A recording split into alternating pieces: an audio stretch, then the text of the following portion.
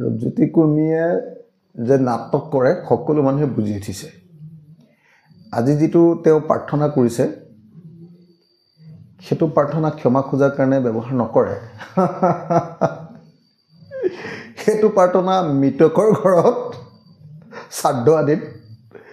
আচলতে ব্যৱহাৰ কৰে তেওঁ বুধই সেই প্ৰাৰ্থনাটো এই কাৰণেই গালে যে তেওঁলোকে গণতন্ত্ৰক হত্যা কৰিছে আৰু গণতন্ত্ৰক হত্যা কৰা বুলি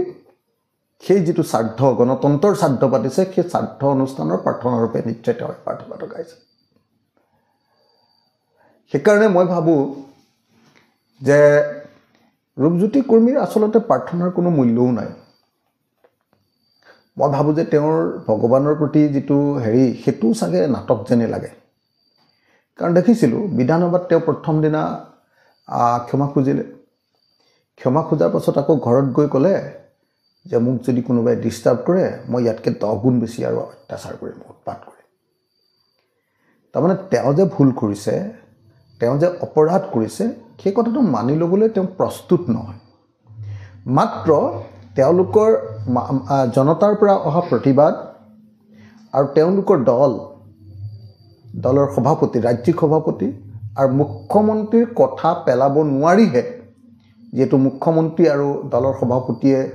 কৈ দিলে ৰাজহুৱাকে যেটো বহুত বেয়া কাম হ'ল কাৰণ সাংঘাতিক ধৰণে মানুহৰ মাজত মানে এটো বেয়া প্ৰভাৱ পৰিছে মানুহে সাংঘাতিক ধৰণে নিন্দা কৰিছে আৰু গণতন্ত্ৰৰ প্ৰতি এটা অত্যন্ত ডাঙৰ ভুক্ৰুটি বুলি ইতিহাসত কলংকিত অধ্যায় ৰূপে ৰৈ যোৱা ঘটনা ৰূপে যেতিয়া মানুহে সকলোৱে হুলস্থুল কৰি দিলে তেতিয়া বিজেপিৰ ৰাজ্যিক সভাপতি আৰু হিমন্ত বিশ্ব শৰ্মাই ৰূপজ্যোতি কুৰ্মীক ক্ষমা খুজিব লাগে বুলি ক'লে সেইকাৰণে ভুলে শুদ্ধই আচলতে ৰূপজ্যোতি কুৰ্মীয়ে ক্ষমা খুজিছে কিন্তু এই ক্ষমা আমি কেতিয়াও গ্ৰহণ কৰিব নোৱাৰো কাৰণ ৰূপজ্যোতি কুৰ্মীৰ ক্ষমা খোজাৰ কোনো অৰ্থ নাই এই মাত্ৰ কথা এটা কৈ তাৰ পিছতে আৰু 10 গুণ বেয়া কথা কোৱাটো তেওঁৰ কাৰণে সম্ভৱ আৰু অসমৰ মুখ্যমন্ত্ৰী ডাঙৰীয়াই এটো ক'ত পালে মই নাজানো যে খুনা হলে ৰূপজ্যোতি কুৰ্মীয়ে কৈছে যে খুনা হলে কিবা খং বাঢ়ি যায় আৰু কিবা বেয়া শব্দ দেই কৈছে তেওঁ খুনা হলে মানে মানুহ এনেকুৱা হয় বুলি কৈছে আৰু অসমৰ মুখ্যমন্ত্ৰীও ক'ত গম পালে যে এনেকুৱা খুনা হলে মানে খং বাঢ়ি যায় বুলি মুখ্যমন্ত্ৰীও প্ৰাকে প্ৰকাৰে কৈছে এনেকুৱা ধৰণৰ অবৈজ্ঞানিক এনেকুৱা ধৰণৰ আপোনাৰ আফুৱা ভৰা কথাৰে আচলতে তেওঁলোকে গণতন্ত্ৰৰ ওপৰত আক্ৰমণ কৰিছে অসমৰ মুখ্যমন্ত্ৰী হিমন্ত বিশ্ব শৰ্মাৰ নেতৃত্বত অসমৰ সকলো গণতান্ত্ৰিক সংস্থা সংগঠন কাৰ্যালয় সকলোৰ ওপৰত আক্ৰমণ হোৱাৰ পাছত এটা বিধানসভাৰ ওপৰত আক্ৰমণ হৈছে পোনপটীয়াকৈ বিধায়কৰ ওপৰত আক্ৰমণ হিমন্ত বিশ্ব শৰ্মাৰ দিনত একদম বিধানসভাৰ মজিয়াত আক্ৰমণ কৰিছে আৰু হেতু ৰুলিং পাৰ্টিৰ পৰা কৰিছে তো তেনেকুৱা এক ভয়াবহ দিন এটা কলা দিন এটা হিমন্ত বিশ্ব শৰ্মাই এটা ফেসিষ্ট কলা দিন এটা হিমন্ত বিশ্ব শৰ্মাৰ শাসনত হৈছে গতিকে হেতু লুকুৱাবৰ কাৰণে এতিয়া প্ৰাৰ্থনা গাইছে আৰু এনেকুৱা কোনো প্ৰাৰ্থনাই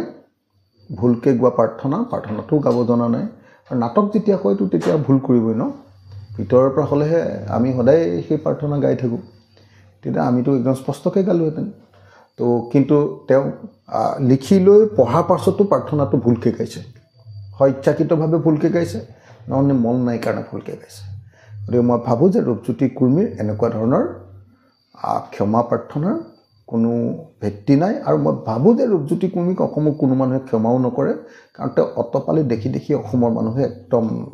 মানে অসহ্যকৰ হৈ পৰিছে